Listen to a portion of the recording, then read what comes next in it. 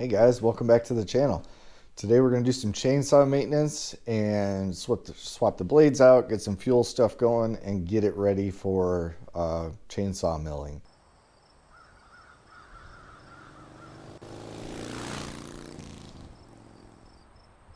Alright, before we get into that, I'll do a bit of a mail call because all the rest of, well, not all the rest, but some of the rest of the stuff came from Amazon. In my alcohol and Amazon drunken purchase fest the other day. So I'll just walk you through what I bought. So the first thing I got were these abrasive polishing wheels. They're for the Dremel, but essentially they've got different colors or different grits essentially. So see them in the light a little bit better. So different colors are different grits, and basically they're just like Scotch-Brite pads on the end of it, and you use them for like polishing metal, or you can polish wood with them and stuff. It basically makes kind of almost like a sanding type thing, but you know, I don't know how the greatest of quality these are, but we'll see. I mean, they might work. So we got those to add to the ever-growing box of Dremel attachments. You see, like, I get in themes when I buy stuff, you know. I'm like, I'm going to buy stuff for the Dremel, and then I buy something, and then it gives you that, like, suggested things or others have bought. And I'm like, yeah, I'm going to buy that too, and then I end up with too much stuff. So this I bought. So this is just a shoe shine kit. So essentially what I use this for is not shining shoes,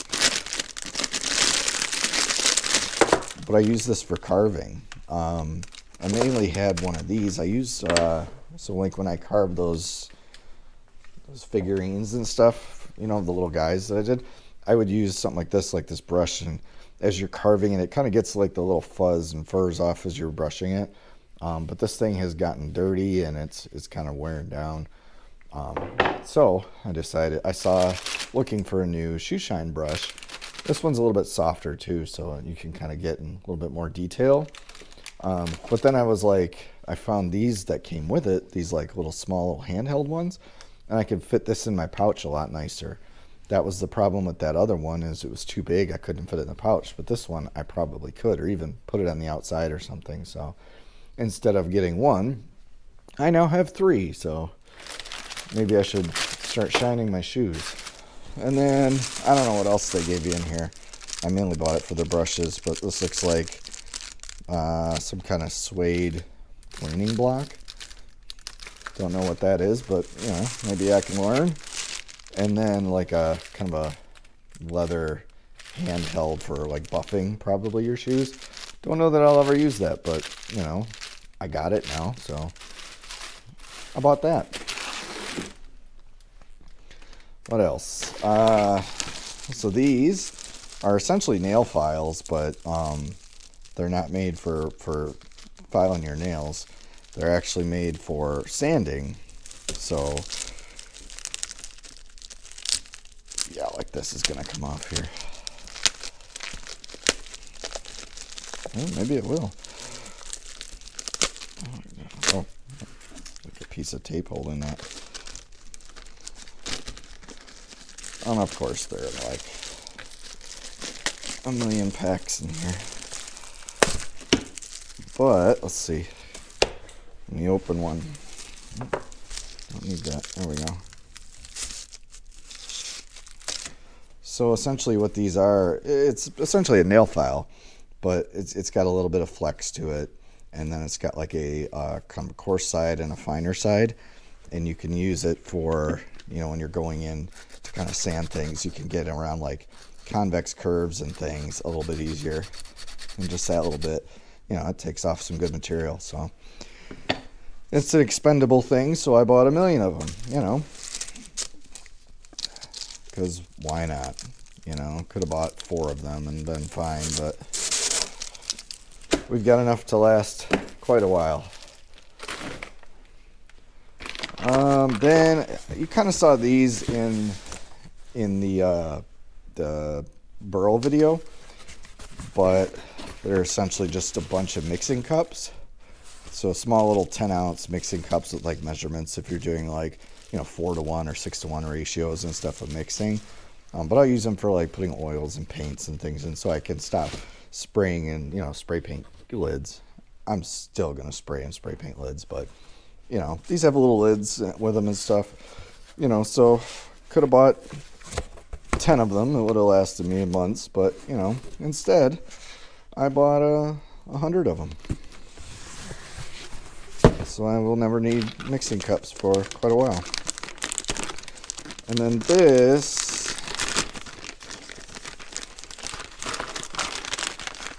is, what is this?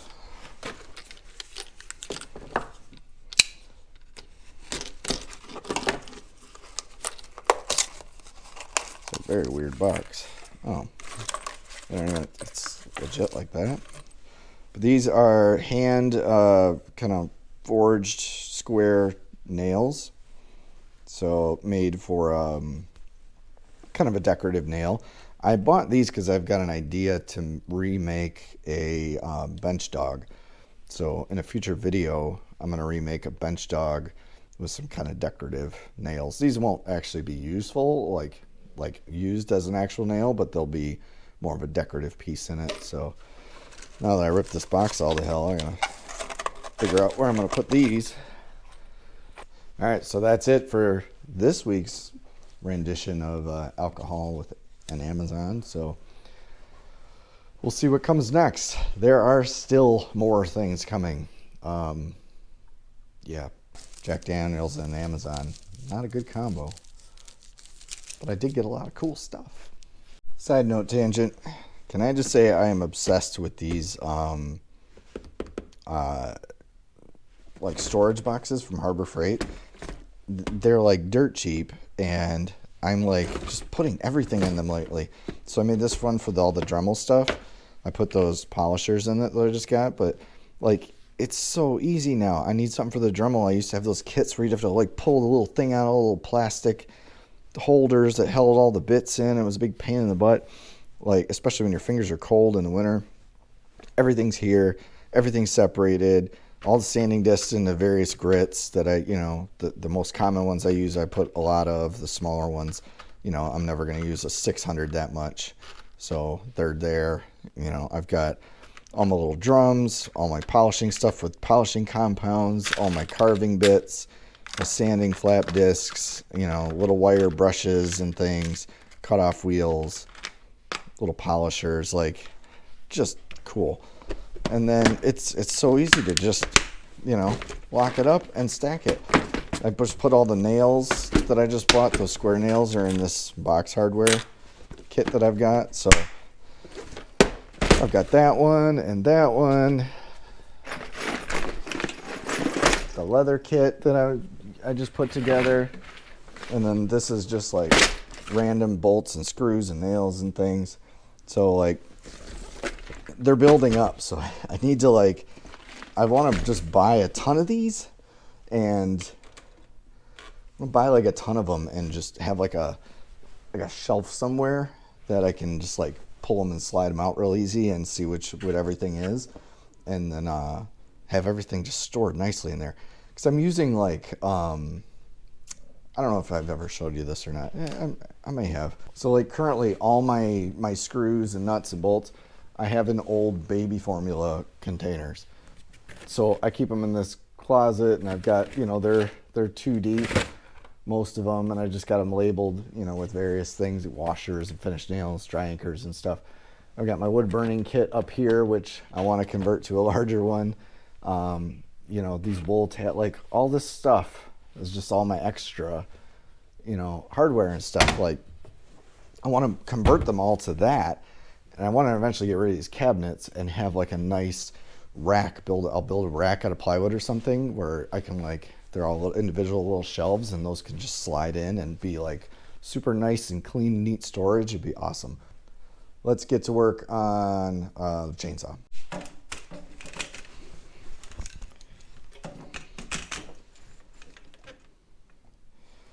All right, so first thing we got to do is mix up some gas because we're out of gas. If you don't know, chainsaws, or most chainsaws that are gas powered, are two-stroke engines, meaning you have to have gas and oil mix.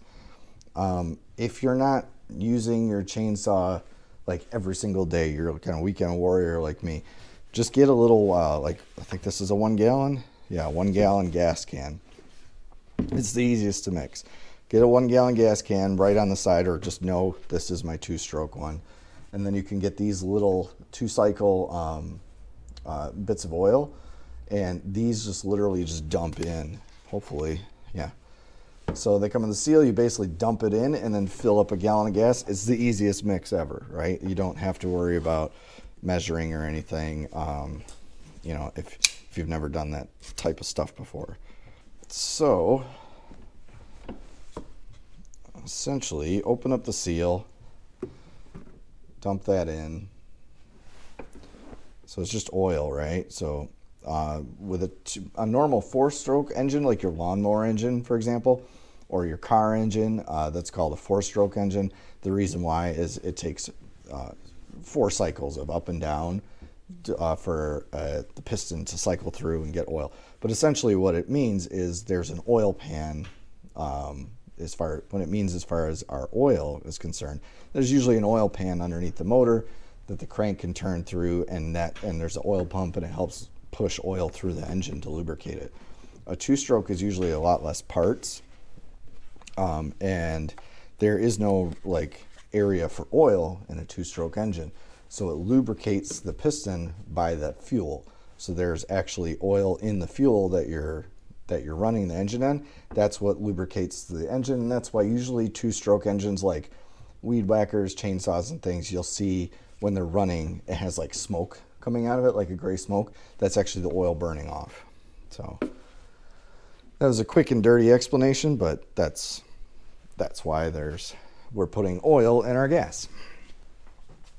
All my little engines that I run, small engines, I run recreational fuel in. Highly would advise that. A lot of modern day, or even older, small gas engines like your lawnmowers and things like that are not made for ethanol gas, and rec fuel doesn't have ethanol in it. So it's a little more expensive, but you know, fill up a 5-gallon jug or 5-gallon can of it for the year, and usually it'll last you all year if you're, you know, not doing it a ton. So basically, I'm now going to just fill this up with fuel, and that'll be mixing it kind of as we fill it, and we'll shake it after too.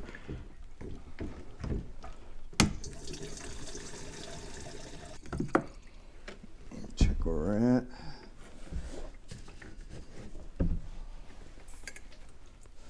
Yep, that's good. So we're about right to here. It's about the gallon mark. So another tangent. Whoever made this fuel can dispenser, lid, nozzle, whatever, genius. It's one of the safety ones. You have to have everything have to be safety Sally now for gas cans, because God forbid, you know. But this thing I actually enjoy. It's super easy. You can flip it over. It's not going to leak or anything. And then it's literally just push the green button down, right? As opposed to whatever monster came up with this stupid idea of like having to hold the can upside down as you're pouring it and turn this stupid green thing to line up perfectly with these grooves and push this damn thing in. Like, you need 3 hands to fill your machine. It's stupid. And then you still wind up spilling all over the place and everything else. This thing, you get close to where you want to fill, you just let go of the button and it stops. Genius, moron. Back to this. I wish I could get these for all my gas cans. I wonder if I can. This one came with this one, and I will buy another one of these if I can. Okay, so we've got our gas in here. Give it a little slosh, mix that oil through. And our fuel's ready to go. So let's move on to the chainsaw now, and let's get that blade swapped out.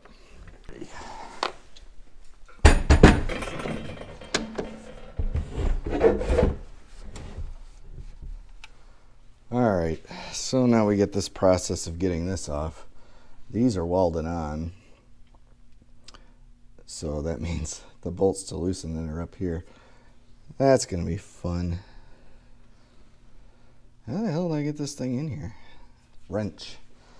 So I got these little ratcheting box ends. I wonder if I can fit this in here. Yeah, buddy.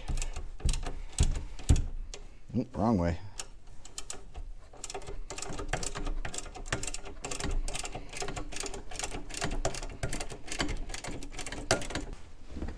Okay, so we got the chainsaw out of the mill. Now we need to get this, get the chain replaced. So with most chainsaws, you get this little tool that comes with it. So basically what this is basically a wrench, right, with a screwdriver on the end. But it's made for, you know, getting to the popular stuff so you can kind of change your chain out in the field.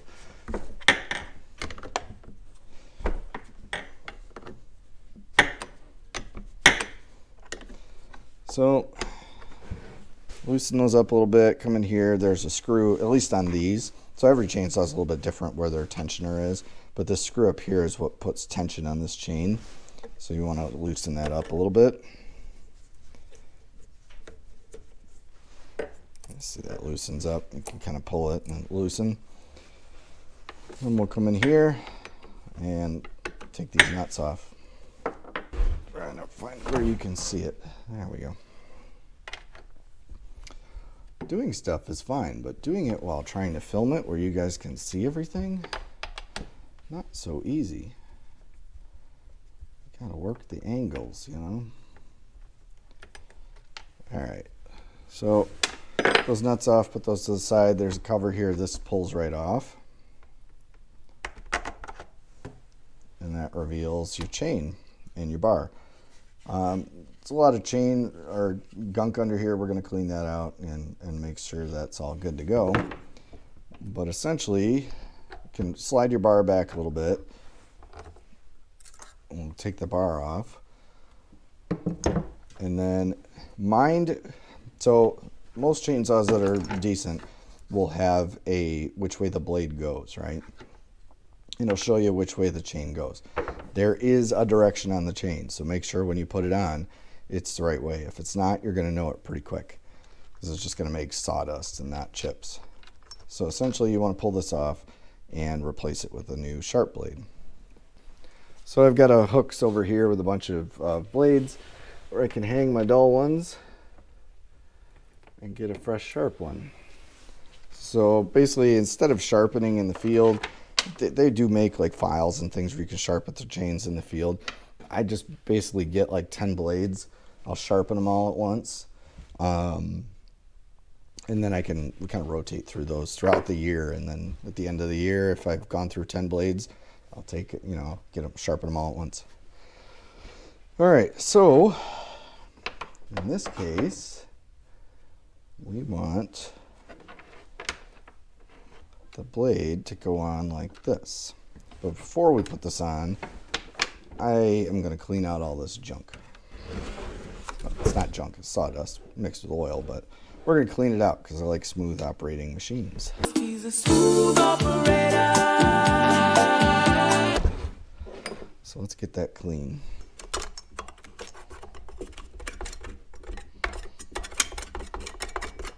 All right, so I took a scraper, kind of scraped off, loosened up as much of this kind of junk, sawdust with oil on it as I could. And now I'm just coming through with kind of like just like a brush with a soft bristle brush. Because this is plastic, you don't want to scratch it up that much. Kind of brushing off as much as I can, cleaning out the grooves.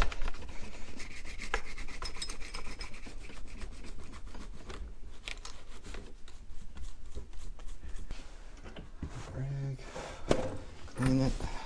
Wipe everything that I can down.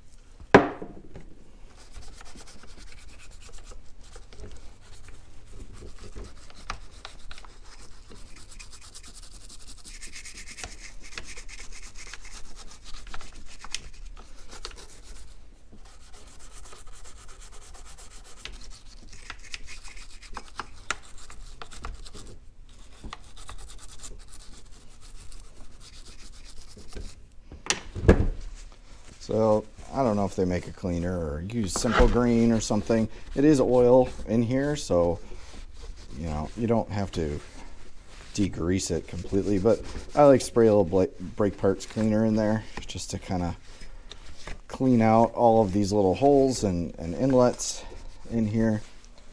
So I'm going to take the bar, which I'm pretty sure is bent. I need a new one, but this is what we have for now. And just kind of wipe that down, make sure it's working good.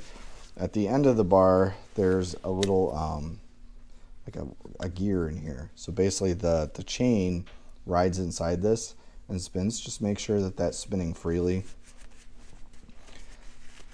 Basically what I will do, there are little oil holes in here.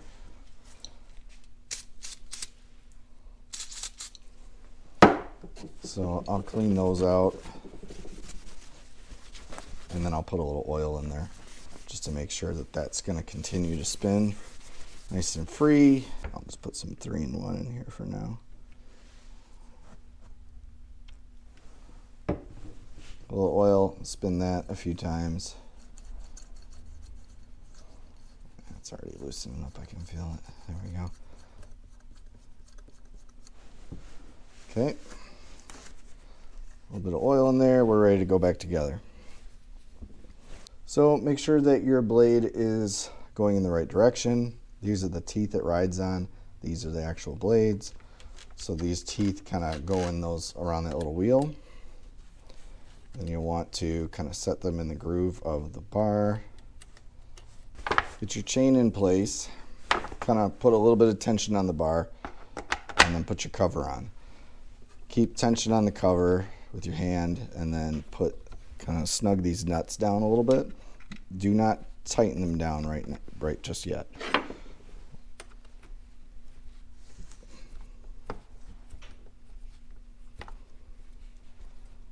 So just snug that front one up a little bit,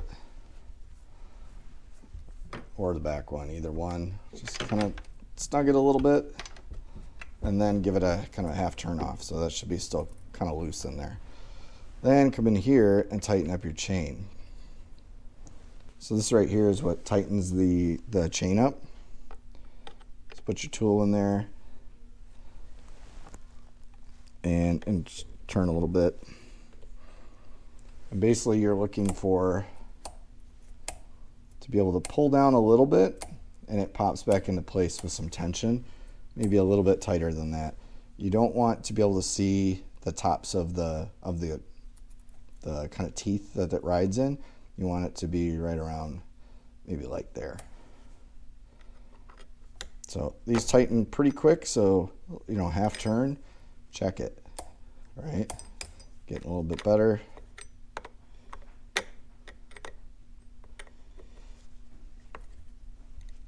Half turn. There we go. So you want to be about that tight.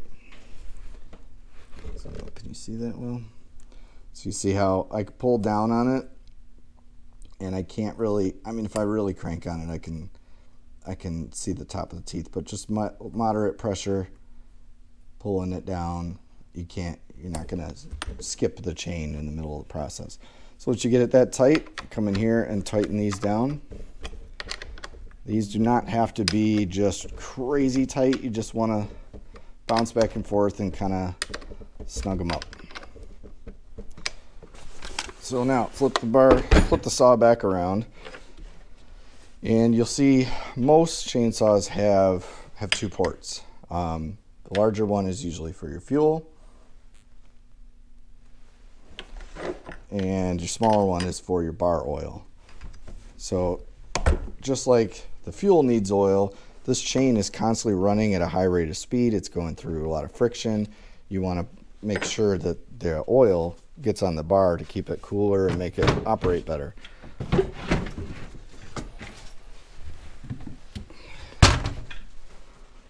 So you always want to, every time you put fuel in it, every time you change the bar, make sure this is topped off. Man, I'm getting low on bar oil.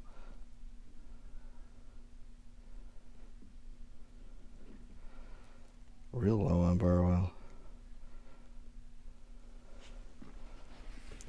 in there? Jeez. I gotta get more bar oil. Okay. Now back here, most of these don't come off this hard. I must have kinked the thread at one point. And this guy does not come off the easiest now. I'm not sure what I did to it, but anyway, now comes this ridiculous task of trying to get this fuel in here. So, here, let's see if you can see all this now. So basically I hold the can like a damn baby in my arm. I don't know, that's probably not how I hold a baby, but I'll keep it like that. Then I've got to take this, turn this stupid thing, and then push up on this, which will finally release fuel.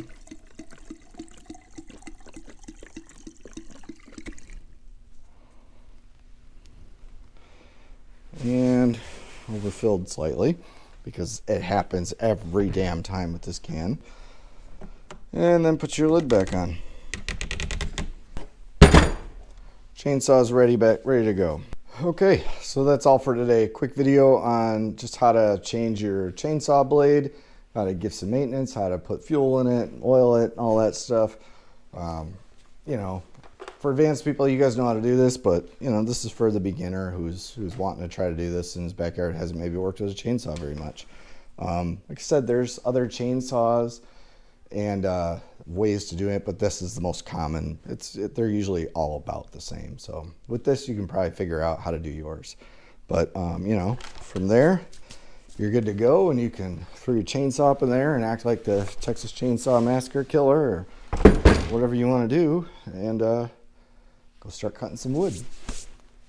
Please be careful. Chainsaws are really friggin' dangerous. So I feel like I need to say that because I don't want to get sued in the future because somebody saw that and was waving a chainsaw around in the air. Don't do that while it's running, please. I would feel really bad if somebody cut their leg off. It's not my fault. Anyway, if you like this type of content, please subscribe down below. Give me a thumbs up, comment. I'll see you on the next one.